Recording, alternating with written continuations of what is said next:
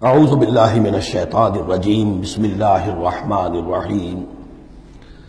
وعدکم اللہ مغانم کثیرۃ تأخذونها، اللہ تعالیٰ نے اے مسلمانوں تم سے وعدہ کیا ہے بہت سی غنیمتوں کا جو تمہیں حاصل ہوں گی۔ فعجل لکم ہذہ، تو یہ تو اللہ نے فوری طور پر تمہیں عطا کر دی ہے، یعنی یہ فتح مبین۔ وکف ایدی الناس عنکم، اور لوگوں کے ہاتھ تمہاری جانب سے روک لیے، یعنی جنگ اگر ہوتی ظاہر بات ہے کہ قریش بھی پھر اگر اس میں اپنی قوت کا مظاہرہ کرتے تو کچھ نہ کچھ نقصان تو مسلمانوں کا بھی ہوتا۔ کف ایدی الناس عنکم، ان کے ہاتھ باندھ لیے اور روک لیے اللہ نے تم سے۔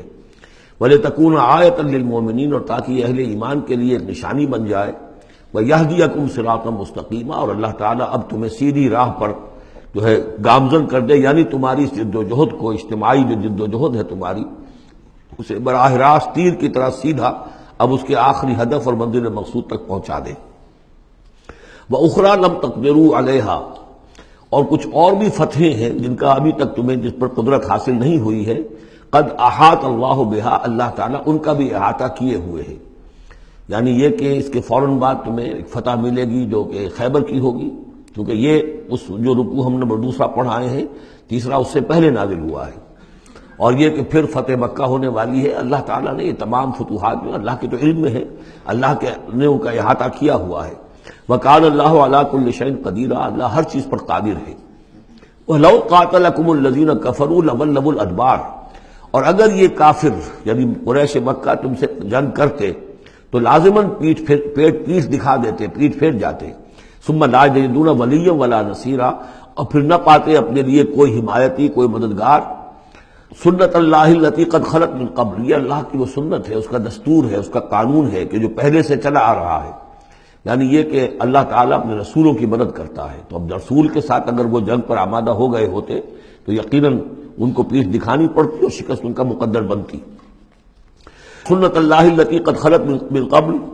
ولن تجد لسنت اللہ تبدیلا، اور نہیں پاؤ گے تم اللہ کی سنت اور اللہ کے دستور میں کوئی تبدیلی۔ وَهُوَ الَّذِي كَفَّ أَيْدِيَهُمْ عَنْكُمْ وَأَيْدِيَكُمْ عَنْهُمْ بِبَطْنِ مکہ، وہی ہے جس نے روک لیے ان کے ہاتھ تمہاری طرف بڑھنے سے اور تمہارے ہاتھ ان کی طرف بڑھنے سے۔ بِبَطْنِ مکہ، بیچ شہر مکے کے، یعنی مکے کی وادی میں اور مکے کے شہر میں اگر یہ جنگ ہوتی اور یہ خون ریزی ہوتی،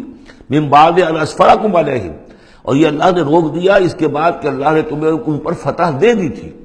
یعنی کہ واقعتاً دل میں قریش شکست کھا چکے تھے، وہ سمجھ رہے تھے کہ ہمارے لیے مقابلہ ممکن نہیں ہے، ورنہ وہ صلح کبھی نہ کرتے۔ ان کے لیے تو یہ چیز گویا کہ بڑی موت سے بھی بڑھ کر جو تھی، بھاری تھی، کہ مسلمان جو ہے ان کے ساتھ ہم صلح کریں، انہیں تسلیم کر لیں، اور پھر یہ بھی طے کریں کہ اگلے سال آپ آئیے اور ہم 3 دن کے لیے یہ پورا مکہ خالی کر دیں گے، آپ یہاں جس طرح چاہے عمرہ کریں۔ یہ شرط بھی اس میں شامل تھی اگلے سال، لیکن اس سال آپ کو جانا پڑے گا، ہماری ناک جو اتنی نہ کٹے کہ اسی سال آپ عمرہ کر لیں، لیکن یہ ہے کہ بہرحال آئندہ آپ آئیں گے۔ تو اس کے بعد کہ اللہ نے تمہیں ان پر فتح دے دی تھی۔ وَكَانَ اللَّهُ بِمَا تَعْمَلُونَ بَصِيرًا، اور جو کچھ تم کر رہے ہو اللہ اسے دیکھ رہا ہے۔ هُمُ الَّذِينَ كَفَرُوا وَصَدُّوكُمْ عَنِ الْمَسْجِدِ الْحَرَامِ، وہی لوگ ہیں، یعنی ان کے جرائم کا تذکرہ ہو رہا ہے جنہوں نے کفر کیا تو اور تمہیں روکے رکھا مسجد حرام تک جانے سے۔ وَالْهَدْيَ مَعْكُوفًا أَن يَبْلُغَ مَحِلَّهُ، اور ہدی کے جو جانور لے کے گئے تھے مسلمان احرام کے ساتھ ساتھ، وہ ہدی کے جانور تھے کہ کعبے کے لیے نیاز کے یہ جانور ہیں، وہ رکے ہوئے تھے کہ وہ اپنی اصل جگہ پر یبلغ محلہ، کہ اس کا اصل مقام تو یہ تھا کہ کعبے جائیں، وہاں پر ان کا چڑھاوا چڑھایا جائے اور ان کی قربانی دی جائے، لیکن یہ کہ وہ رکے ہوئے تھے کہ وہاں تک نہیں پہنچ سکتے تھے۔ لیکن یہ اللہ نے کیوں ہاتھ روک لیے، ان کے ہاتھ تم سے، تمہارے ہاتھ ان سے کیوں روک لیے، جنگ کیوں نہیں ہونے دی، اس کی حکمت اب آ رہی ہے۔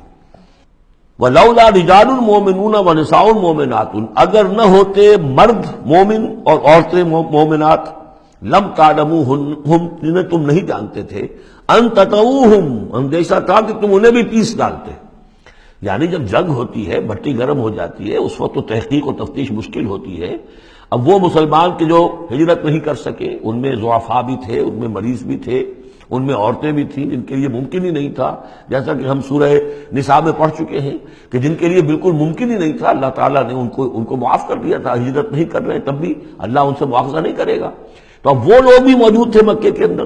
اب اگر یہ چکی چلتی تو پھر تو یہ پیس ڈالتی ان کو بھی۔ وَلَوْلَا رِجَالٌ مُؤْمِنُونَ وَنِسَاءٌ مُؤْمِنَاتٌ لَمْ تَعْلَمُوهُمْ أَن تَطَئُوهُم، تم جانتے ہی نہیں تھے، ہو سکتا ہے کہ تم انہیں بھی کچل دیتے، فَتُصِيبَكُم مِّنْهُم مَّعَرَّةٌ، اور ان کے معاملے میں پھر تم پر ایک الزام آ جاتا بغیر علم، اس کے بغیر کہ تمہیں کوئی علم ہو، تمہاری بے خبری میں تم پر الزام آتا کہ ان اہل ایمان نے آ کر اپنے اہل ایمان ساتھیوں کو بھی قتل کر دیا۔ لیدخل اللہ فی رحمتہ، اللہ نے اسی لیے روک دیا اس جنگ کو اس وقت اور تمہیں فتح دے دی صلح کی شکل میں،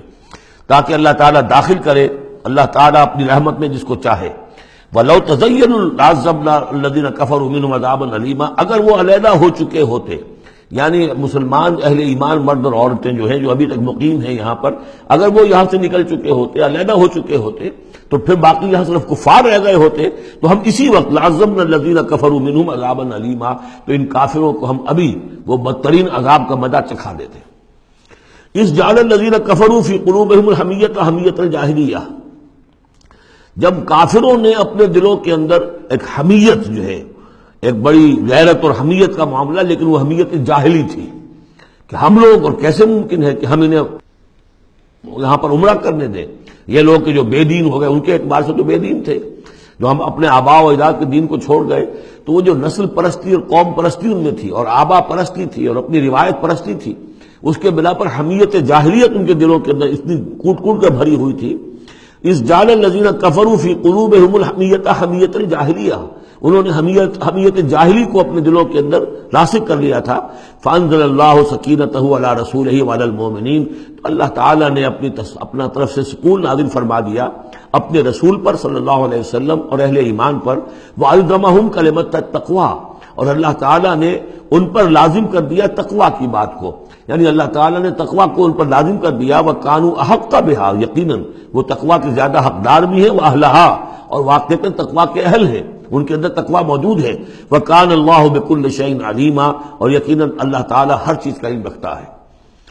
صدق اللہ العظیم۔